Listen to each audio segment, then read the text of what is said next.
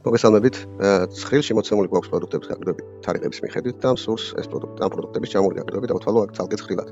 ჩემს ცხრილში არის 4 პროდუქტი და გადავიტანოს ეს 4 პროდუქტი გვერდით ცხრილში. დავაკოპირე პროდუქტები, გადმოვიტანე მეორე ცხრილში. აქ ეს პროდუქტები მეორდება, ამიტომ უნდა გავაუნიკალუროთ და data menu-დან remove duplicates მიცემთ პროდუქტის მიხედვით.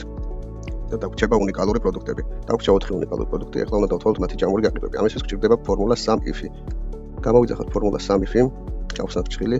პირველი კრიტერიუმი არის, რომ უნდა სად ვეძებთ range, რომელ range-ში ვეძებთ, ანუ სად უნდა მოვზემოთ ჩვენი პროდუქტი. პირველ პროდუქტს ვეძებთ, რა თქმა უნდა, პროდუქტების სვეტში, ანუ B სვეტზე უნდა დავდგეთ ძიმე, შემდეგ რას ვეძებთ ამ სვეტში, რას ვეძებთ, რა თქმა უნდა, პროდუქტის დასახელებას და ამოჭრისთვის კონკრეტულად პროდუქტ A-ის დასახელებას და დავდგებით პროდუქტ A-ზე. შემდეგ ისევ ძიმე და რა გვინდა რომ წამოგვიღოს ამ პროდუქტზე. რა გვინდა და გვინდა რომ ჯამი წამოგვიღოს გაყიდვებს და ამიტომ დავდგებით გაყიდვების სვეტზე, C სვეტზე. შემდეგ დავყურავთ ხილს და დაგვითვლის თვითონ კონკრეტული ამ პროდუქტისთვის ჯამურ გაყიდვებს. გავავრცელოთ 4 პროდუქტზე და წამოიღებს ყველა პროდუქტის ჯამურ გაყიდვებს.